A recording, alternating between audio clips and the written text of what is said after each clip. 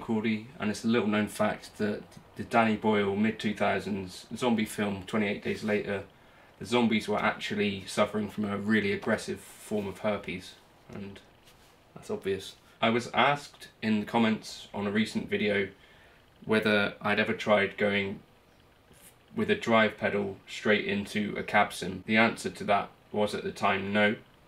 The answer now is yes. And the results were completely not what I expected. So I'm going to play a little clip now, then I'll come back and talk about how I've set it up and why this is a bit of a revelation, and maybe you want to try it.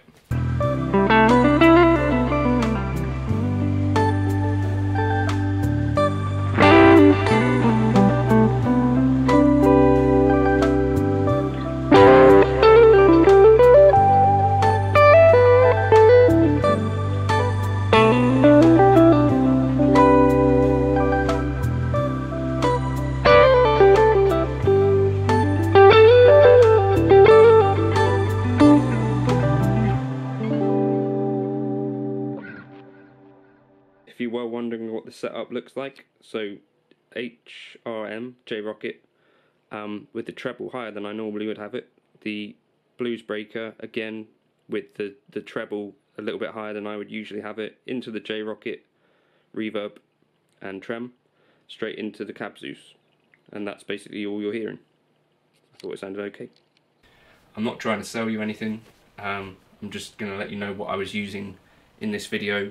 But basically my expectation was that when I did this I'd end up with maybe a kind of harsh sounding thing, maybe a bit of a lifeless kind of thing, and perhaps a tone that didn't really sound like I'd expected. You know, I'd expected, if you've ever plugged a drive pedal direct into a board or you know into an audio interface, it's got quite it's all of the frequencies.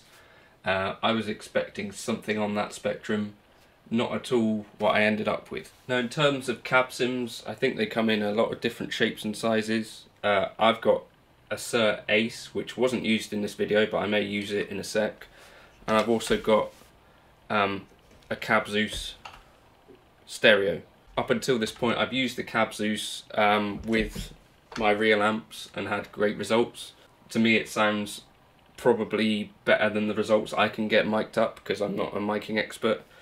I've used this less. I will experiment with it a bit more, but that's just so you've got the context of what cab sims I'm using. A cab sim is a cab sim in a way, so I guess if you're using a digital cab sim, there's no reason that if you were just recording at home that you couldn't just use an IR loader, which I think there are free versions of and all kinds of stuff like that. Now in terms of why this matters to me, you may have seen a video recently that I did on an analog amp and cab simulator.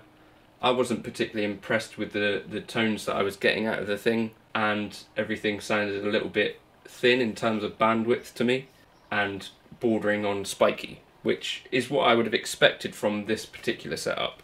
I guess it makes sense to just try and play something. So just to talk you through signal chain quickly, I've got the guitar going into a J-Rocket HRM, which is the lead tone that you heard.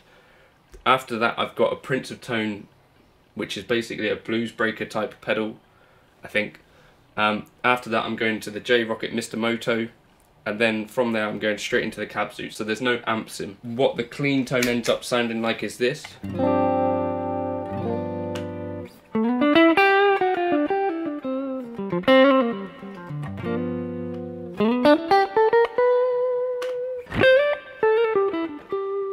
If I kick in the lead,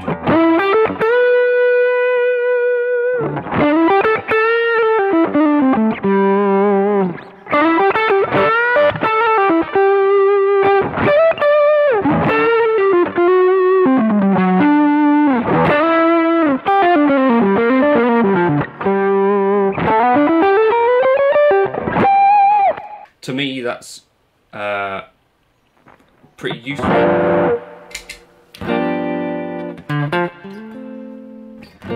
So to me, I'm not trying to sell you an idea or anything, but I'm just saying for me that sounds pretty good, and I can imagine that if you had that in your ears, in the room it doesn't sound spiky at all.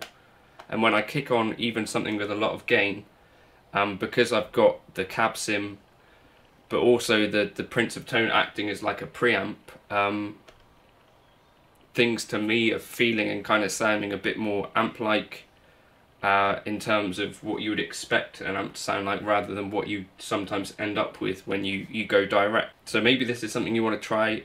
For me, maybe that's something that, if you're out there looking for direct solutions, and you don't have loads to spend, perhaps a cab sim pedal might be something you could look at. And perhaps the amp sim part of it is not so important if you've already got some pedals that you like what they do. You know, like the Prince of Tone, for me, is doing a really good job there of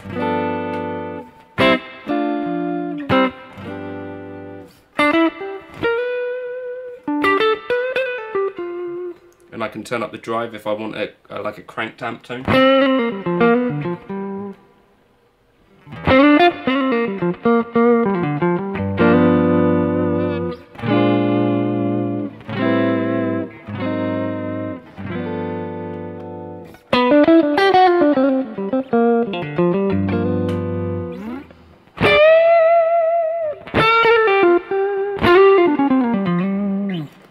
So anyway, that's something you might want to try if you've got a cab sim lying around. I was really surprised at the results. That's the only reason I'm really making this video. Someone asked me to do it, and I'm really glad that they did. So thank you.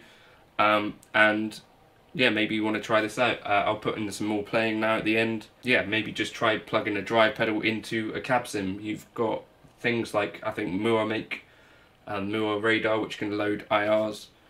So you don't have to go crazy with expensive stuff necessarily to try this. Perhaps you've even got a cab sim lying around that you've not used forever.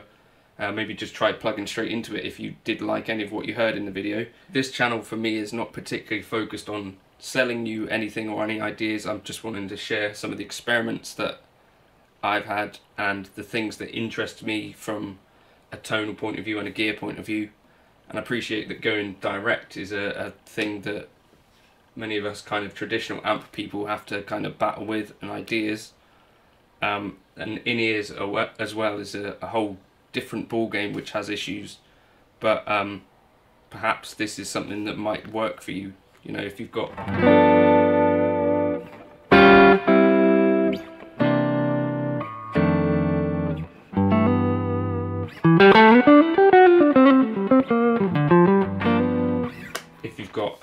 a need to go direct, give it a try. If there was anything useful in this video, if you could like and subscribe, that would be cool. There's also a buy me a coffee link if you've found something particularly useful in this video and you wanted to make a one-off kind of donation, but only do that if you've got something useful out of the video and you can afford to. But yeah, that's my findings. I'm going to do a bit more experimenting in this area, but why not try just chucking a drive pedal in front of a cab sim and see what the results are like.